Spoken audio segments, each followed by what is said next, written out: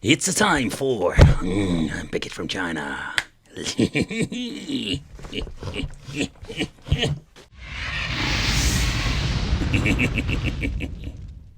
Hey guys, welcome back to the channel. It's awesome that you're tuning in. In today's video we are going to take a close look at the Game Box Plus edition. We've reviewed the Game Box and this thing was like a mixed opinion about it. But let's take a close look at the Plus edition. We're looking at the box itself, there is nothing much to see. It just gives like an overview of what you're going to get over here. Here we're going to get the USB cable, receiver, the machine, wireless handle, the way how they pronounce stuff, I love it. But let's take a close look at the inside. There's nothing much when it comes to like say specifications. It only says like 38 main simulators, but that's it. There's nothing much to see. So when it comes to these game boxes, there are so many versions out there. So it seems to be this is the 128GB, the English edition. I am guessing that is the reason why it says EN. So let's open it up and let's see what we're going to get inside the box itself. Here we're going to get ourselves this machine itself. It's this basically like square shape model. It comes indeed with a bulb and fan, so they are starting to learn from the mistakes when it comes to the Super Console X, that it was like a passive cooled device. The dongle for the controllers, USB card reader, HDMI.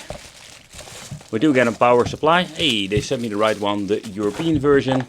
And of course the toilet paper edition manual, or like, what the hell? Oh, this is basically explanation how you need to add files. And that's the reason why they give you this 2.0. I don't understand why they give you like a 2.0 freaking card really. These things are freaking slow. Especially when you want to load up a lot of files.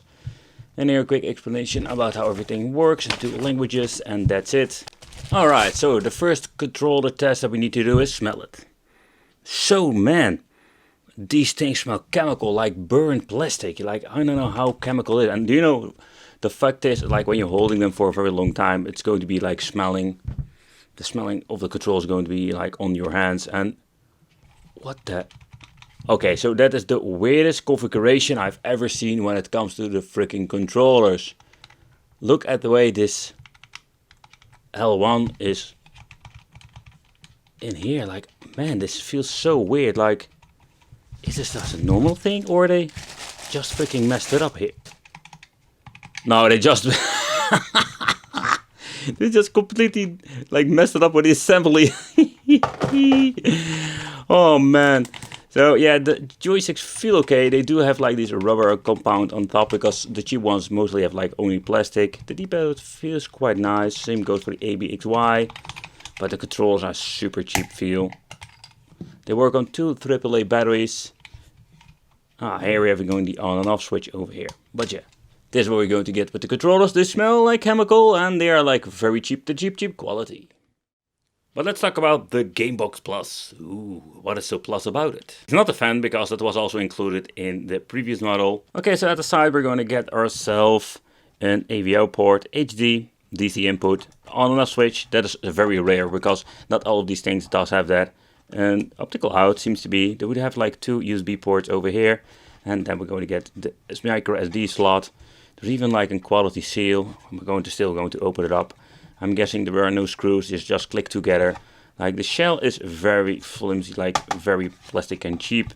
But later on we'll do a quick teardown just to see how good or how bad this thing is. Alright, so let's take a close look at the connectivity and how everything works. So to begin with, this works on the 12-volt 1-amp power supply. And this thing is like cheap to the cheap. Let's plug it in and let's power on the box itself. Ooh, it comes in a very nice red LED. Oh, RGB inside. Okay, so I must say that it looks kind of cool. It gives you like the special intro, but...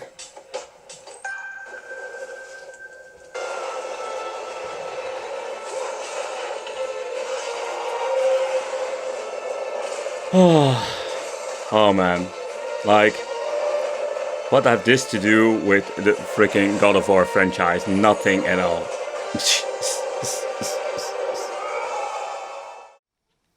Alright, and after the movie you're going to get a quick loading screen, so I don't know what's the point is with this freaking intro, you can't even skip it so far, I know. But the teleportation magic box. So what you can see over here, it does give you like a screenshot. It's not actually like a video, but more like a picture. The box itself does have a lot of features like favorites, but we also have the option to search. So let's try that. And also we were going to get a quick load, quick save, and of course pressing start and double click select, we're going to exit to the main menu. In the left bottom corner you can see which controller is navigating. Here you can see like it's basically blinking with player number 1 over there. But the menu layout is quite basic if you ask me. But first let's try the search by pressing the Y button just to see what happens. Ooh, takes some time to load it up. Alright, don't need to press the freaking A button for that. I think I'm using the B. That is going to be navigating. Yep, it is. Let's see if we can find some games like Mortal Kombat. What I do like about it, I can navigate very quickly between the left and the right. And at the left side we do have like the indication which system the game is for. Something that I'm missing with a lot of these systems. But here you can see we do have a lot of options there. And the reason why is quite simple. That is over here. When pressing the L1 or the R1, you can switch between systems. So we have PlayStation Portable, Dreamcast, Naomi, Nintendo DS, N64, PlayStation 1, Arcade, Super Famicom, Game Boy Advance, Mega Drive, Famicom, Game Boy Color, and the list goes on and on and on. I must say like that is quite interesting that the system does have support for so many different devices. Sometimes you don't see that, you do see like a couple of them like on these cheap boxes, but not that much. So it's quite interesting. And here we're going to get the favorite list. And I'm really curious if this Ghost of Sparta is actually running. Alright, so let's choose the PlayStation Portable game, the God of War. And the reason why, because it's the most demanding game. And I don't know what kind of emulator they are using, because it's like being in a glitch fest. Look at this, like everything is like messed up. Beside the point we're going to get like some choppy emulation performance. It's not going to be even decent enough to enjoy. Look at this. This is the God of War, or basically, let's say the God of glitching. That is the thing what it is. Woo! Glitch away! I kill you with my glitch swords. Woo! The chains on kinkiness. Yeah. Absolutely garbage. Okay, I just wanted to do a quick test with another game, and I've noticed like there are some weird lines in my display. I know my monitor isn't broken. This is just how it is, you know. Let's see if the gameplay is going to be any decent enough to enjoy. The lines have been vanished now. You can hear that it started in the beginning, but...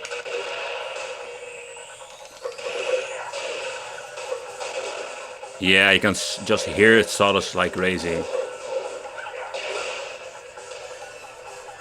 But you see, like some of the games are playable with some glitches.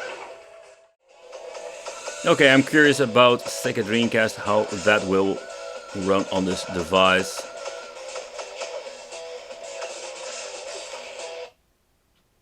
Because the PlayStation Portable was not a great success, so let's see how that runs.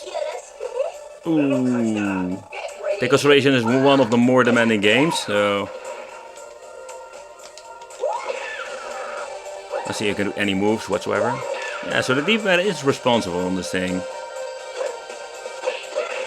But you can just hear it has so much problems with this freaking game.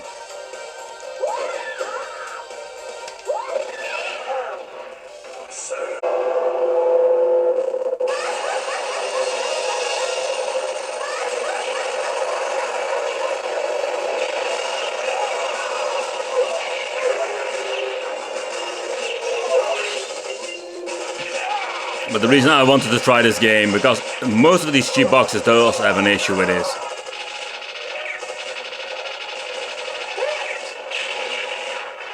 Audio is completely messed up.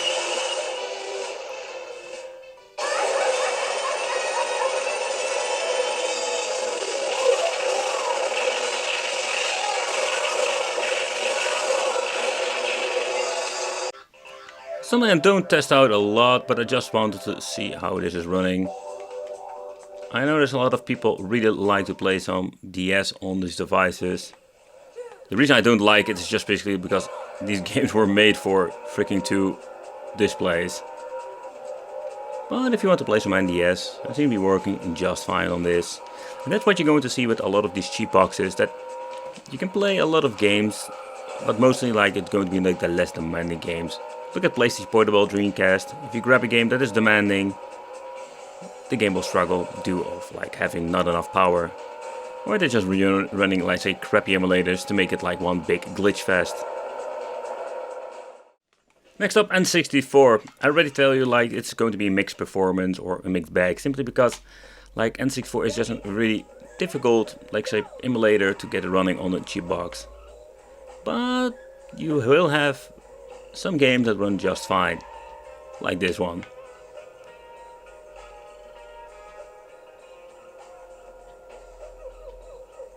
Fun fact, like I couldn't even find Cruising the USA, and I know like that game is pretty damn difficult to emulate, and you will have problems with these cheap boxes. So,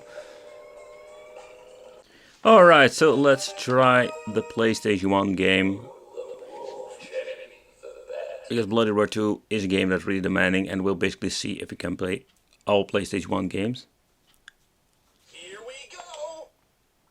Getting ready. And most of these chip boxes will run it on native resolution. Wolfie time.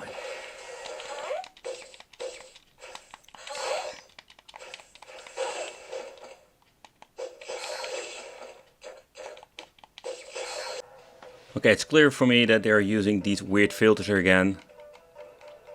Alright, so let's see how this will run on the box itself. Because with Mame, basically Mortal Kombat series is one of the best games to test and benchmark on this. If they're using enough power in combination with the right emulator, you can play it, and what you can see over here, it runs very well. Crap, wrong button.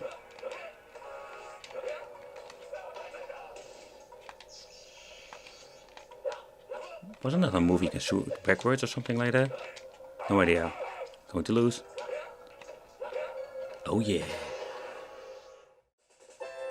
Okay, there's one system I want to try out when it comes to 16-bit or the low stuff. See, the low-end stuff will run just fine, but mostly with Mega Drive, there's going to be messing it up because of the audio. What seems to be that they didn't mess it up. Let's check the sound effects.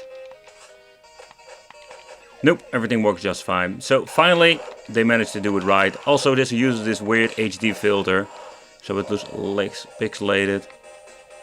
D-pad and the dialogue stick seem to be working, but the thing is I'm noticing when I'm trying to walk around, the D-pad is not that great. You need to push it really hard, so it makes it less convenient to play with this controller. Somehow for fighting games not going to be an issue, but for the beat 'em ups, no. The D-pad is absolutely garbage. Alright, so let's do a quick teardown. I did had one thing wrong at the beginning of this video. There are some screws under the feet, so it's not like always click together. Oh no! There goes my freaking glue, or my double-sided tape.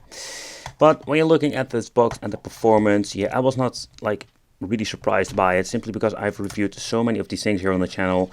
And when you're going to get into the really budget stuff, you're going to get really old specs, and you will see it when I'm opening it. But I'm just curious how they basically assembled this thing. So that's the reason why I'm going to do in this assembly. So let's remove the 4 screws. And the thing that did surprise me was that we had a lot of systems that could be played on this, and that is something you don't see very often.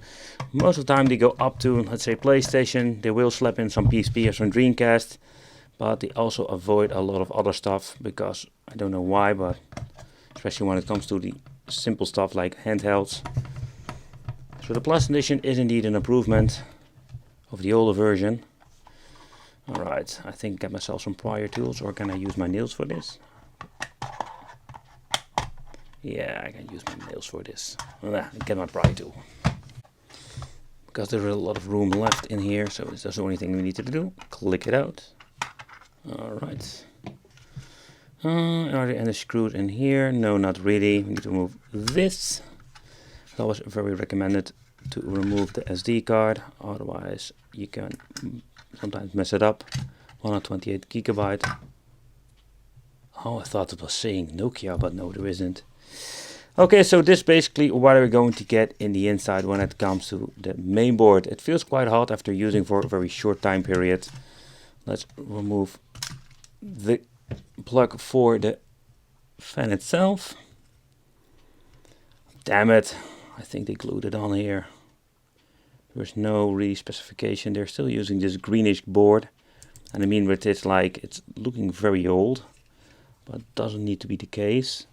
I see a lot of numbers on this thing. It's absolutely crazy if you think about it, like how much numbers, but there was no indication like when this thing was made.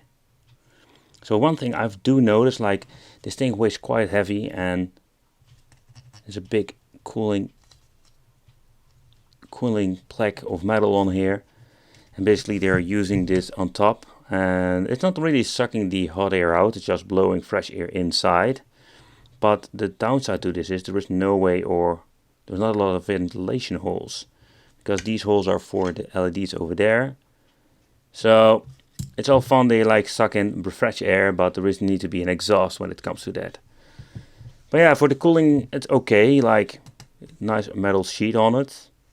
I'm guessing they glued it on because there was no movement whatsoever. Sometimes you have these double-sided thermal paste stuff, but that is not the case over here. But yeah, this is what you're going to get in the inside. There was nothing much. The fan is just a universal fan. They only put it in here like with holes back with one screw. But that's it. That's the only thing that we're going to get. It's even called the Ultra Fan. Ooh. But when you're looking at the chipset, is going to be the Amlogic S905X that runs on 2 GHz. Combined with the ARM Mali 450 MP8, 2 GB of RAM, 60 GB of storage, and of course the TF card or the microSD card is 128 GB. So specification wise, it's not something really fancy, it's just your typical Super Console stuff that we have seen before, only slightly improved when it comes to cooling and the casing. Okay guys, so the conclusion is quite simple. I already mentioned some pros and cons to this device in the video itself, but let's sum it up. To begin with, the controller, I can really recommend it simply because this thing is like smelling like chemical burnt plastic. That's gonna be good for you to hold it for a very long time. Besides that, like the D-pad is rubbish. Like this thing is unplayable, especially for beat 'em ups. So the system itself, it surprised me simply because of basically the stuff that it can be played on. And yeah, I didn't really cover the old stuff because most of the time the old stuff will run just okay. And because I just wanted to see what we can benchmark on this. So yeah, let me know if you want to see more of those like older stuff. Let me know in the comments. Beside that, like the Game Box Plus is absolutely plus because it has capable of running more stuff. But performance wise, it's not that great simply because, let's be honest, like PlayStation Portable, a lot of games are unplayable, and Dreamcast, it will run a couple of games, but you can see where the limitations are. So this is basically what we're going to get with the Game Box Plus. So if you want to see more videos or do some more videos about game boxes, and it will be great to see you in the next video.